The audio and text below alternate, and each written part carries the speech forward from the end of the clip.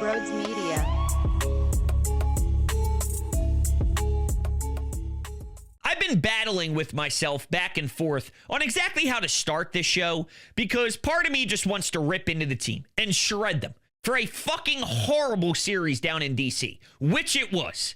A split is horrible, tragic, pathetic, an embarrassment. Fuck you. You suck. That's what it is. But the Zack Wheeler news makes baseball feel irrelevant, not important, and somewhat silly. So I guess we'll start with Zack Wheeler, and then we'll transition into the not so serious stuff. Unfortunately, real life does happen. And as much as I love using sports as my escape, and I like doing this as an escape, and I like to get lost in the sports world, sometimes it intertwines. And this is one of those times. I was on the air when the news dropped, and I went speechless, which is a bad time to lose your thoughts. I looked up at the TV, which was on mute, obviously, in the studio, and I saw Dave Dombrowski and the athletic trainer meeting with the media. And I looked over at my producer through the glass, and I'm saying, dude, in what world are they talking? Where's Rob? What is happening? And then I refreshed Twitter, and I see that Zack Wheeler has a blood clot that's by his right shoulder, and my heart sank. I had that awful, anxious feeling of just a pit in my stomach. I don't even feel right talking about the timeline of baseball or anything. It's just about him getting right, him doing everything in his power to be there for his kids, for his wife, for his family, for his loved ones. I don't even feel comfortable talking about what some of the doctors say online, the ones that are very popular with dissecting sports stuff.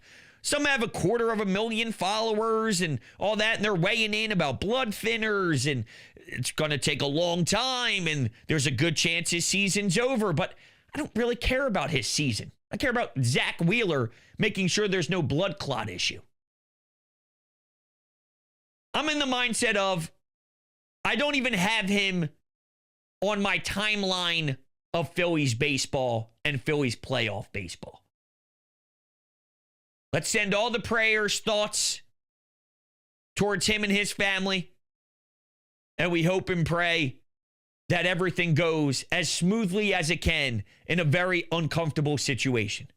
And that's what we need to do. So I'm going to tie a bow on that. We'll now flip gears into the obnoxious Broad stuff, but I want it to be known that this does feel irrelevant to what I just laid out. All right, so here we go. Unacceptable. Flat out unacceptable! I keep getting hit with this. But Broads, they went 6-4 on a road trip. Shouldn't that actually be okay for you? You're not using all the details. Let me give you some more substance. They started out fucking 4-0. That 6-4 hits different now, huh?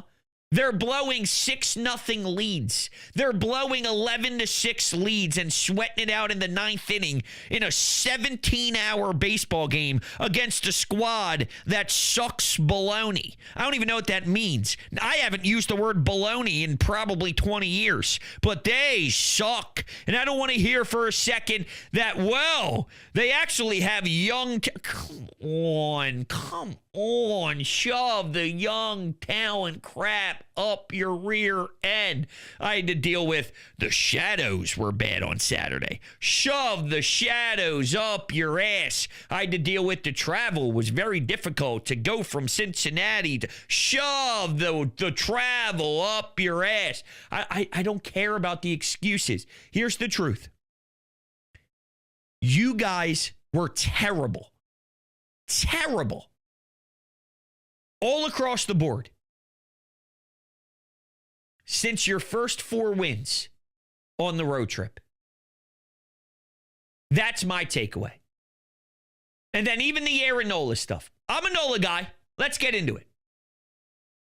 I am extremely disappointed in him. And here's why.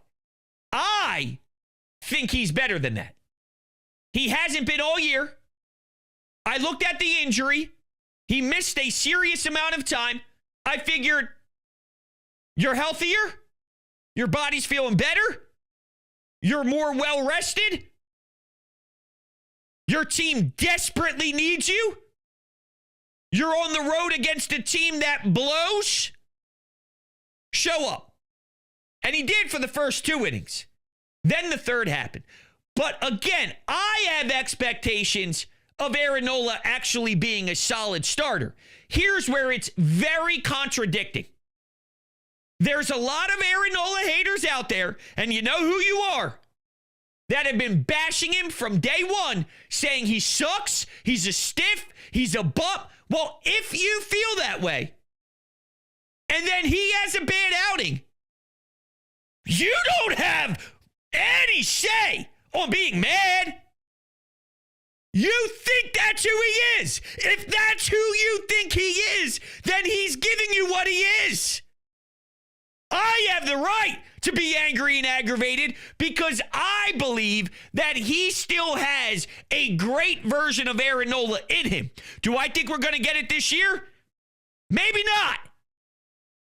Maybe not. Maybe we don't get it this year.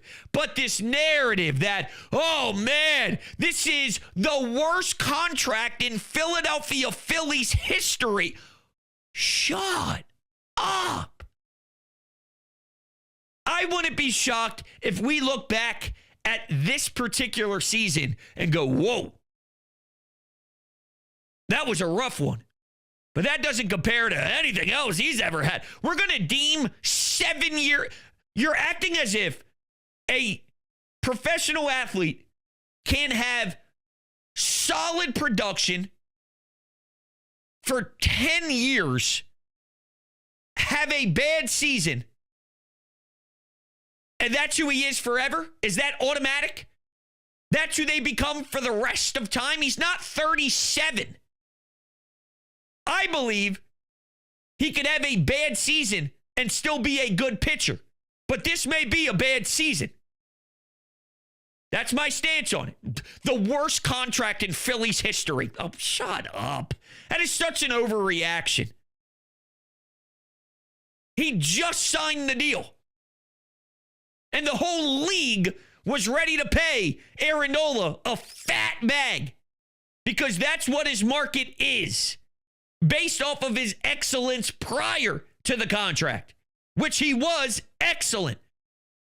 I believe he still has the excellent Aaron Nola in there somewhere. It's just, we got to work with this. It's not going to happen easily, and it may come with some bumps in the roads. And I didn't necessarily anticipate it, but you don't have those type of years consistently and not have something in your bag. He's not a 99, 100 guy where his arm gets shot and it's completely cooked because of the velocity and the intensity of the throws. So we got to work with this. I'm starting the hashtag Nola's back 2026. I don't know how I feel about 25. Actually, I do know. I'm out. Ish. Not really. But I'm not feeling great about it. I'm not out. This one just hurt me. And hurt me more than I've ever been hurt by the Aaron Nola experience because I was hoping that the time off would help him out. Now, I can maybe utilize the mindset of it was his first start and he needs to get back to getting comfortable. I'm not buying into it, though. I'd be lying to you if I said that just to stick with the bit. And it's not a bit. I believe this. But there is a bit involved. Aaron Nola's back 2026. I'm not ruling out his career forever. But that third inning was terrible. Single, walk, single, 2 doubles. Now, fans are actually mad at Rob Thompson because they wanted Rob Thompson to pull him in the third inning right away after 3 singles. You should have known. I think that is the dumbest comment I've ever heard. And a lot of you owe Rob Thompson a massive apology for the way he used Duran the other night. You should be able to beat the Nats with a 4-run lead without using your closer. Well, you fucking can't. You can't. Sorry. But if you're telling me Zack Wheeler's not available, Aaron Nola gets back into the rotation, and after looking great in 2 innings, you as a manager watch him give up 3 singles, and you think that's time to pull a starter in August of Aaron Nola after 3 singles? You never survive as a manager if you think that's the right way to pull your starter. And this isn't Taiwan. First off, it's not a playoff game, okay?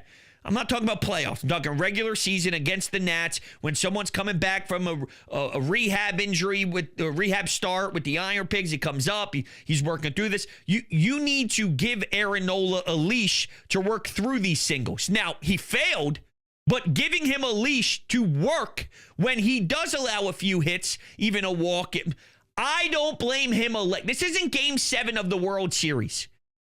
There are certain pitchers, Zack Wheeler, Justin Verlander, Garrett Cole, Crochet. I'm just naming guys off the top of my head here, right? There are certain guys, and I don't think Aaron Nola is necessarily on some of their levels, of course. I think there is a Zack Wheeler tier, and then there's a tier underneath of that Aaron Nola lives. But my point is, there's a certain amount of guys that deserve more respect than others. And if a 3rd inning against the Washington Nationals and 3 singles is when you pull the plug, then you're an embarrassment to managing. When it's one of those guys that deserve leashes. Now, if Vince Velasquez was on the mound, different story. If Bailey Falter's on the mound, different story. If Noah Syndergaard, when you picked him up during that late stage and he tried to be the inning eater 5th starter and things got rough there for a little bit, fine. But based off this particular instance, this isn't Game 7 of the World Series. I saw nothing wrong with how Rob handled Nola. Later in the game, Lazard Duran, different story. Different story. I can't believe that happened. I'm sitting there in the 9th inning going, they're going to lose this game. And for a while there, when I looked at all the relief pitchers that the Nationals were throwing your way, I thought it was physically impossible to lose. So the fact that I even doubted their victory is terrible. Their relievers today, you had guys, all of them, except for one, sniffing a 6 ERA. There was one guy who came out who had a 3 ERA. Everyone else was 6, except for the guy who had a 10 ERA. So even though you gave up the 6 runs after a 6-run lead, you're going to win this game. It's physically impossible for the Nats to survive when you're throwing that much trash on the mound. You will expose that just by default. And the fact that it was still in question, where you maybe still might lose, makes this more unacceptable than anything I've ever seen in my life.